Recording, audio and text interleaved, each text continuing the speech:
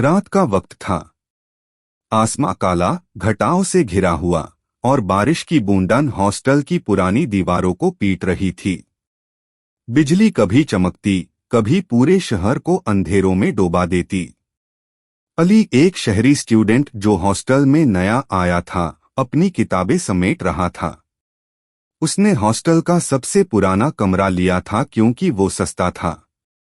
बाकी स्टूडेंट्स कहते थे, इस कमरे में अजीब सा वजन है, रात को ठंडक ऐसी होती है जैसे कब्र खुली हो। अली हंस के कहता, ये सब अफसाने हैं जिनसे लोग खुद को डराते हैं। लेकिन उस रात सब कुछ बदलने वाला था। रात के 12 बज चुके थे। अली ने किताब बंद की, बिस्तर पर लेटने ही वाला था कि दरवाजे पर हल्की दस्तक हुई। थक थक थक। बारिश के शोर के बीच वो दस्तक दिल को चेयर डीन वाली लग रही थी। अली रुका, फिर दरवाजा खोला। सामने एक आदमी खड़ा था। सेफ्ट कुर्ता पजामा गीला, बालों से पानी तापक रहा, लेकिन चेहरे पर एक अजीब जामी हुई मुस्कान। आंखों में कोई चमक थी, लेकिन वो चमक इंसानी नहीं लगती थी। उसने धीमी आवाज में कहा, भाई जरा बारिश रुकने तक पनाह दे दो। अली ने कुछ सोचा, फिर इंसानियत के जज्बे से उससे अंदर बुला लिया। मेहमान चुपचाप कमरे के कोने में बैठ गया। अली उसकी तरफ घोर के देखता रहा। फिर उसने एक बात नोटिस की, आदमी के पैर गीले होने के बावजूद फर्श बिल्कुल सूखा था। जमीन पर एक बूंद भी नहीं गिर रही थी। अली का दिल तेज धड़कने लगा, लेकिन उसने खुद को समझाया, शायद अंधेरा है, मुझे हाय लग रहा है।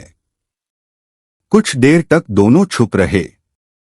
बस बारिश की तेज बरसात और हवा की चीख सुनाई देती रही। फिर अली ने हिम्मत करके कहा, आपका नाम? मेहमान ने धीमी मुस्कान के साथ जवाब दिया, नाम का क्या करना, मैं तो बस वापस अपना कमरा ढूंढने आया हूं, वही जहां मैं मारा था। अली का रंग उड़ गया। उसने क्यूरेंट हॉस्टल की कहानी याद की। 10 साल पहले इसी कमरे में एक लड़का जहर खाकर मर गया था। बाकी स्टूडेंट्स अक्सर रात को चीखों और सारगोशन का जिक्र करते थे।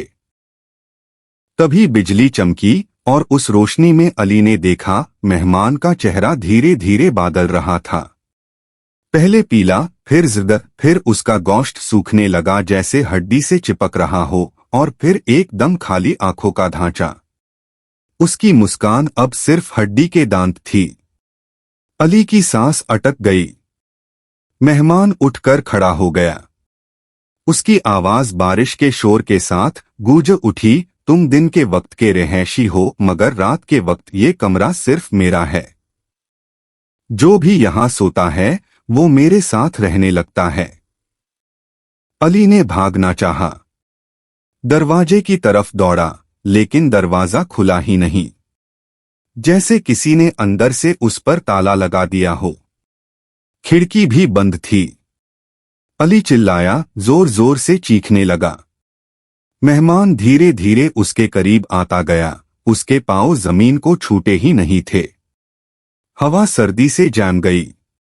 अगली सुबह हॉस्टल के स्टूडेंट्स ने सुना कि रात भर कमरे से चीखों की आवाज आती रही।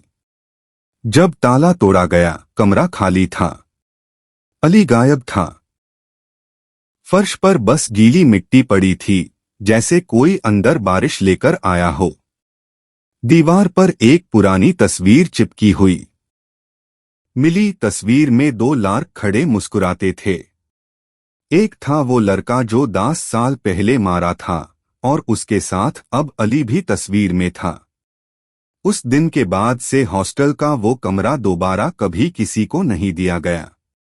मगर लोग कहते हैं, जब भी रात को तेज बारिश होती है, उस कमरे की खिड़की से 2 मुस्कुराते चेहरे दिखते हैं, एक पुराना और एक नया।